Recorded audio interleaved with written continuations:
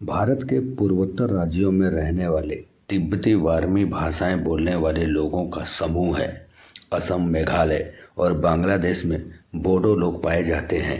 बोडो असम का सबसे बड़ा अल्पसंख्यक समूह है और ब्रह्मपुत्र नदी घाटी के उत्तरी क्षेत्रों में केंद्रित है। इनमें से ज्यादातर किसान हैं, हालांकि वे कभी झूम खेती करते थे। बोडो में कई जनजातियां भी हैं।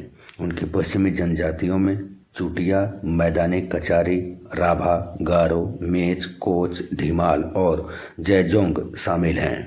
पूर्वी जनजातियों में दिमासा, गैलोंग, होजाई, लालुंग, टिप्पेरा और मोरन हैं। लगभग 1825 तक बोडो असम में प्रमुख थे।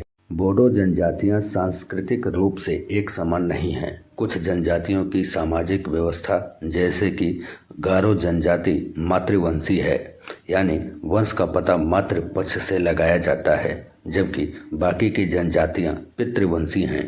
बोडो जनजातियों में से कई इस प्रथा से इतनी प्रभावित थीं।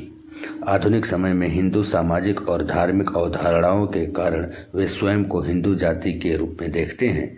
इस प्रकार कोच क्षत्रिय की उच्च हिंदू स्थिति पर दावा करते हैं, हालांकि उनके दावों को आमतौर पर स्वीकार नहीं किया जाता और कोच के कई उप विभाग जाति पदानुक्रम में बहुत निचले स्थान पर आते हैं।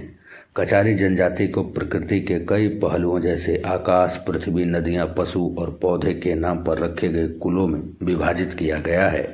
वंशानुक्रम और संपत्ति का उत्तराधिकार पुरुष वंश में ही होता है। उनका अपना एक जनजातीय धर्म है, जिसमें ग्राम और गृहस्थी देवी देवताओं का एक विस्तृत समूह है।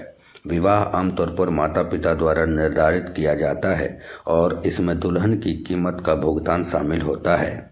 गारो जनजाति में ग्राम प्रधान आमतौर पर उत्तराधिकारिणी का पति होता है, यानी जमींदार वंश की वरिष्ठ महिला जो होती है उसको उत्तराधिकारिणी कहते हैं। वह अपना पद अपनी बहन के पुत्र को सौंपता है, जो प्रधान की पुत्री से विवाह करता है। इस प्रकार पुरुष प्रधानों और महिला उत्तराधिकारियों के वंश का शाश्वत गठबंधन में बंधे रहते हैं। राजनीतिक अधिकार और भूमि अधिकार दोनों मातृवंशीय रूप से हस्तांतरित होते हैं, एक वंश के माध्यम से और दूसरा दूसरे वंश के माध्यम से। यहाँ 1 दर्जन उप जनजातियाँ हैं, जिनकी रीति रिवाज और बोलियाँ अलग अलग हैं, लेकिन सभी मातृवंशीय कुलों में विभाजित हैं। शादियों में कई कुलों के सदस्य शामिल होते हैं। बहुविवाह प्रथा प्रचलित है।